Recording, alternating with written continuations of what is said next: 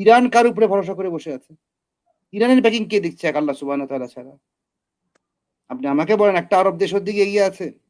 এগিয়ে এসছে, কিছু করেছে, বলেছে কিছু? যে আমরা ইয়ে করব, সহায়তা করব। বা পার্শ্ববর্তী উত্তর কোরিয়াকে বলেছে তুমি সহায়তা করো, আমি পারছি না। আমি তোমাকে পেমেন্ট করে দিব। এরকম কোন প্রকার কোন আশ্বাস দেয়নি। এটা তো একবিংশ শতাব্দী না? এর আগে বিংশ শতাব্দী ছিল। তার আগে কি ঊনবিংশ শতাব্দী ছিল? ১৮০০ কত খ্রিস্টাব্দে আমি ভুলে গেছি। তখন একজন জার্মান নামকরা ব্যক্তিত্ব ছিল। আফসারি ভাই জানে উনার নাম। অটো ভান বিসমার্ক। উনাকে কিন্তু জার্মানির জাতির পিতা হিসেবে অলমোস্ট মনে করা হয়। এবং হিটলার একটা বিশাল জাহাজ বানিয়েছিল এবং ওর আদর্শে চলত। ওই জাহাজটার নাম দিয়েছিল বিসমার্ক। ওটা ব্যাটলশিপ ছিল। পরে অবশ্য ডুবিয়ে ফেলে আমেরিকানরা, সেটা অন্য কাহিনী।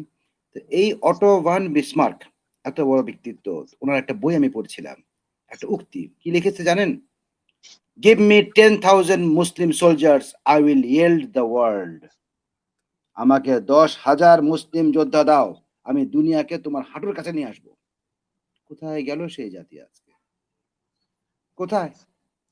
আজকে যেটা আপনি বলছেন বাস্তব তো আমাকে মানতে হবে। অনেকে আমার কথা পছন্দ করবেন না। কেন? ই ই ই ই ইবলিশ শয়তান দেখতে হবে না। এই নেতানিয়াহুকে দেখলেই চলবে। জল জলজন্ত একটা শয়তান সে। একটা মানে কি বলবো? ওটা রিয়াল ইবলিশ। এই ব্যক্তিটা এইটার উপরে বেট করে বসে আছে, মানে ভর করে বসে আছে। সে জানে যে ওরা পুরা মার্কিন যুক্তরাষ্ট্র থেকে পুরো ইকোনমিটা কন্ট্রোল করে, অর্থনীতি। যাবে কোথায়?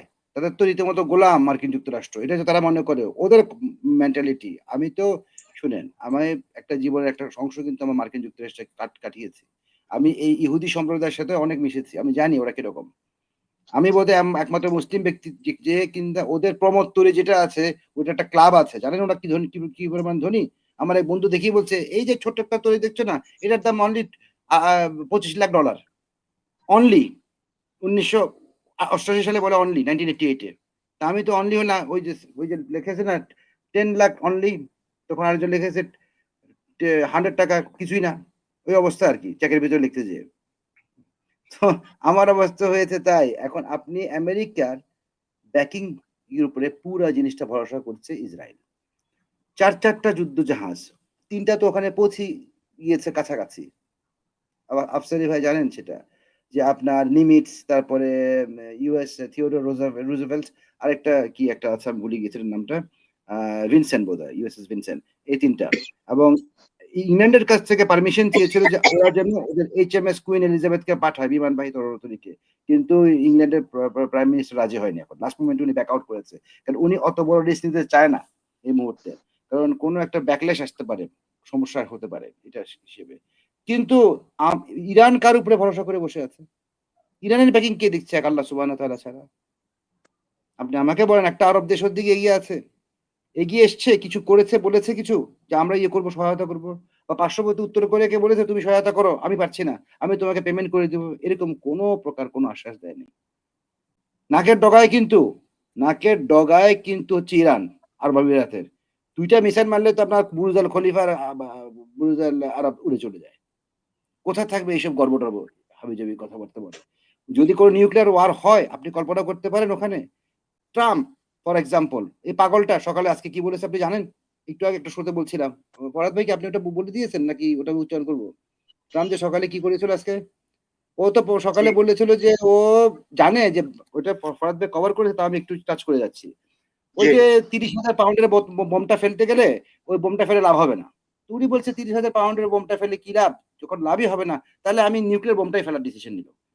তখন জি। কিন্তু আমি লাইভ দেখছি টিভিতে, সোয়া ১২টা না ১২টা ২০ বাংলাদেশ সময়। আমি বলি, "এই পাগলটা বলে কি? ওর কোনো আইডিয়া আছে? সে কি বলছে?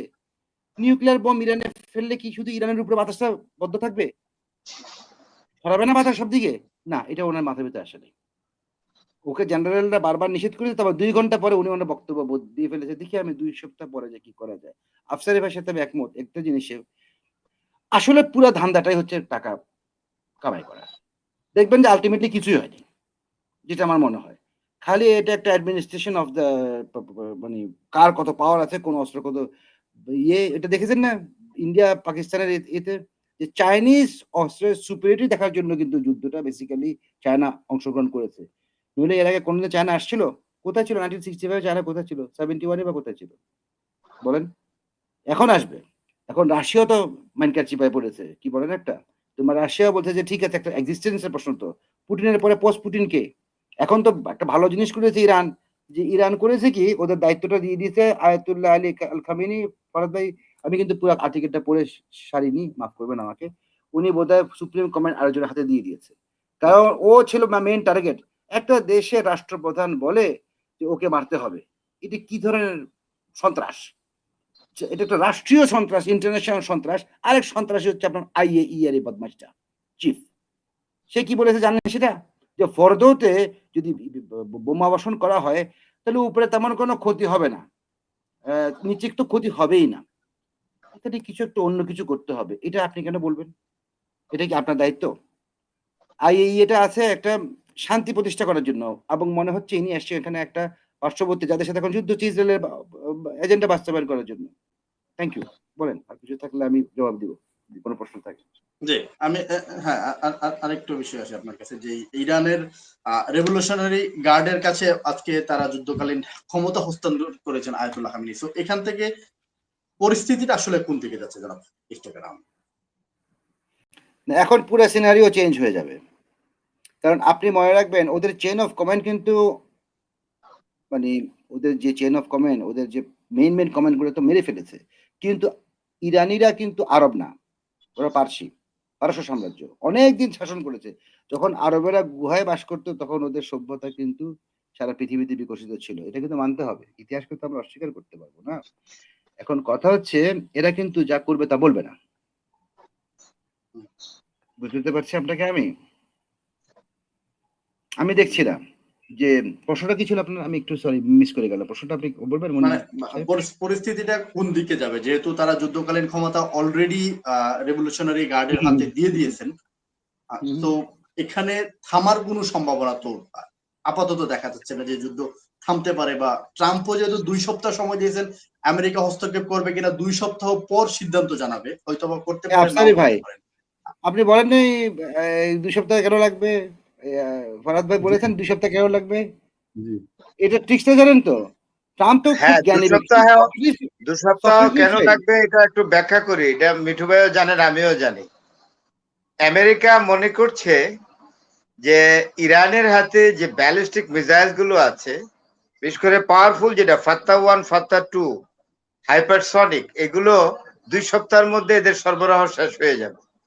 তখন আমেরিকা ইরানকে সাহায্য করবে, কিন্তু আমরা জানি এগুলো অনবরত আসতে থাকবে।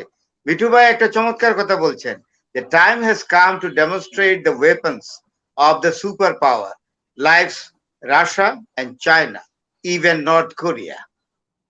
Thank you.